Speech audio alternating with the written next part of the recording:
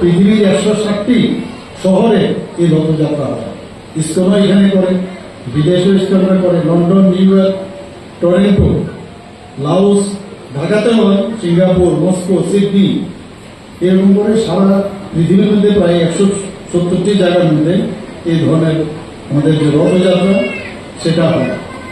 আমরা সবাই জানি যে আমার কাছে যা খবর আছে, চাকলা রসুন বাদে থেকে যে বিগ্রহ সেখান থেকে এখানে চলে এসেছি।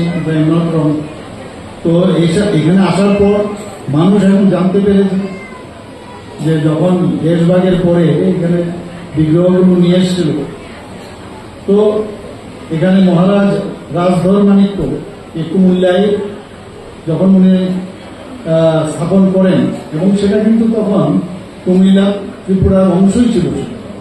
চাকলা রসুনাবাদের ত্রিপুরার মধ্যে আছে। আমি প্রায়ই বলি যে পূর্ব ত্রিপুরাটাই যদি আজকে এই ভারত ভাগ হওয়ার সময় যদি পুরো ত্রিপুরাটা আমাদের ভারতবর্ষে চলে আসতো, তাহলে অনেক সমস্যা যেগুলো আমাদের আছে সমাধান থাকতো।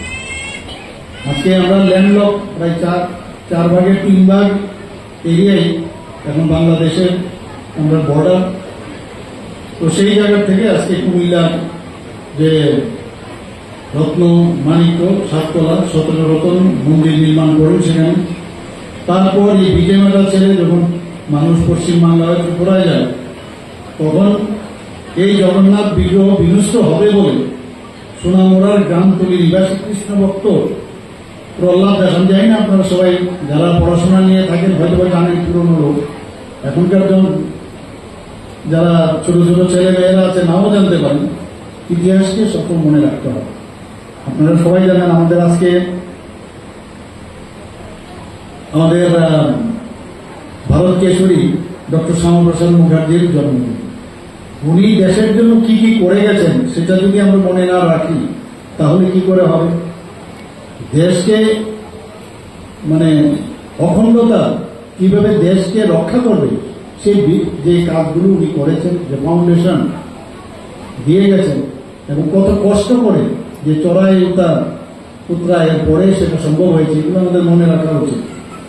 তো সোনামুড়া এই কৃষ্ণভক্ত প্রহ্লাদ দাস, হীরালাল দাস, গৌরাঙ্গ দাস, তো সমস্ত ঝুঁকি নিয়ে তারা এই কুমিল্লার এই জগন্নাথপুরের এই 400 বছরের যে প্রাচীন মন্দির, রাতের অন্ধকারে এই জগন্নাথ এবং বলরাম ও সুভদ্রা এই যে দারুণ বিগ্রহগুলো ত্রিপুরায় নিয়ে আসা হয়। আপনারা সবাই জানেন সেগুলো। আর কিছু সংখ্যক ধর্মপ্রাণ ব্যক্তি এই তাদের নিঃস্বার্থ যে কাজ, তার ফলেই এই আজকের এই মেলাঘরের এত বড় এই রথযাত্রা। 1964 সালের 23শে জুলাই এই বিগ্রহগুলো প্রথমে রাখা হয়। আমরা সবাই দেবু চৌধুরীর নামে এখানে জানে না এমন লোক নেই, মন্ত্রীও ছিলেন।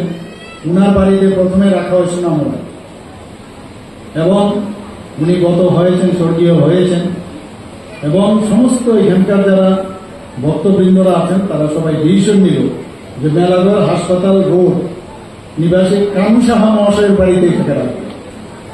কানু সাহা মহাশয়ের বাড়িতে এটা রাখা হয়েছিল। সঙ্গে পূজারী হরিচরণ পাণ্ডাও এসেছিল। তো হরিচরণ পাণ্ডা সেই সবসময় উনি সেই পুজো পালন করে গেছেন, এবং ওনাদের সবার মিলিত চিন্তা ভাবনা, তার ফলেই কিন্তু এই মেলাঘর অঞ্চলে এই চণ্ডীগড় গাঁওসভা, এটাই চণ্ডীগড় গাঁওসভায় 2.29 একর এই একটা টিলাভূমি, সেই টিলাভূমিতে এটাকে মানে মন্দির তৈরি করার ডিসিশন হয়।